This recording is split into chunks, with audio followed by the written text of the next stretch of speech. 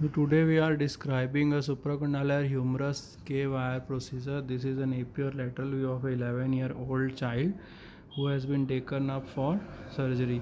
So the OT setup is like this. The C-arm is on the same side of the setup with an arm board attached to it, an anesthesia machine on head end, and the video on or TV on the opposite side. So on the headboard we place a sterile sheet first so that it doesn't touch the cloth or make it unsterile, and after scrubbing we use thorough painting. I don't use tourniquet until unless I need to open it up, and I prefer to paint it up to the hand because I want to see the thumb and median and lateral side, and I don't want it draped. So after painting and cleaning the whole upper limb right from axilla to fingers, then we paint it. So after everything is ready, I do a milking procedure because there was an ecchymosis posteriorly, and after doing the milking procedure, first we have to adjust the fracture in AP plane. So you have to keep it elbow flexed and slight traction to be given. After that, mediolateral reduction is to be done by visualizing under C arm. So as per need, the medial and lateral force is given at the distal humerus. The artery is being used to define the medial and lateral side in the C-arm. I always do it double check. So this is the view now, and as you can see there is some medial translation. So after keeping the finger, you can see the thumb image also. It has reduced perfectly in the AP view. So now after that the traction counter traction is being given by the assistant, and gradual force over the olecranon is given. After flexing the elbow, I have just pronated so as to keep the reduction in place. Now while this is the Jones view taken by AP view, by Jones AP view taken by flexing the elbow, you can see the medial and lateral lines are parallel, so reduction in AP is good.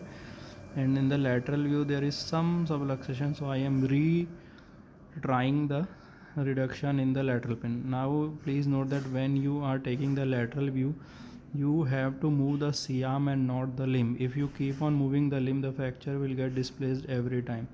So it has to be a firm decision to let the C-arm operator move the C-arm into lateral position and not you. So after centralizing the C-arm, the same procedure is being repeated. After I have obtained the reduction in AP plane, I am flexing the elbow, and then after hyperflexion I am pronating it. Then the assistants can leave the traction, and I am rechecking under fluoroscopy.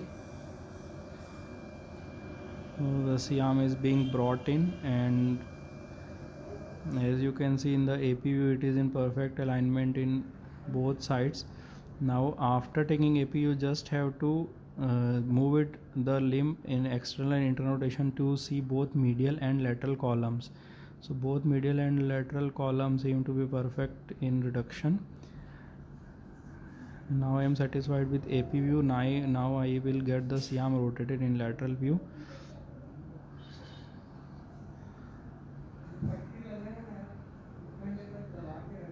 Readjusting the height, as you can see lateral view also seems to be good. So we can accept this reduction and we can pass two K-wires. I also prefer to use a medial K-wire, so I pass two K-wires laterally. The point of insertion should be lateral condyle, and the K-wire should cross outside of the skin and it should be divergent inside of the bone. So this is the entry point confirmed on the lateral view, and you don't need to confirm it, it is just for demonstration purposes. So the K-wire should go on posterior rather than anterior. You can also accept if they go anterior, but posterior is preferred. So this way the first K-wire is in, and also I am inserting the second K-wire. Note that I am making sure that they are divergent and do not converge inside the bone. After inserting the two lateral K wires, I am inserting a medial K wire. For inserting medial K wire, you have to extend the hand a little bit and not keep it fully flexed to avoid the ulnar nerve. You have to make a nick and not do it percutaneously. I make a nick, I use an artery, and then I insert the K wire through the sleeve and not blindly.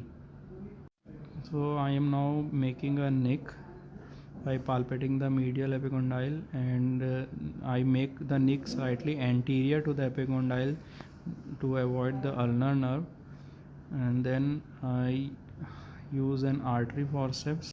Now after using the artery, I am inserting the sleeve so that my K wire should not involve the ulnar nerve, and then I am going to insert the medial K wire. Now the medial K wire is being inserted and verified on the C-arm in both AP and lateral views. So it is inside the bone, and on making the lateral view, and on now we are making the AP view. So on making the AP view, we can see that the wire is crossed beautifully, and I have taken purchase of olecranon also, so I have had 4 cortices that you can feel while drilling. So now K wires are being cut outside the skin. I prefer to remove them at 4 weeks, while I remove the slab at around 3 weeks and start mobilizing with K wires in situ. These are the final AP view and final lateral views of the patient. Please give your comments in the comment box below. Thank you.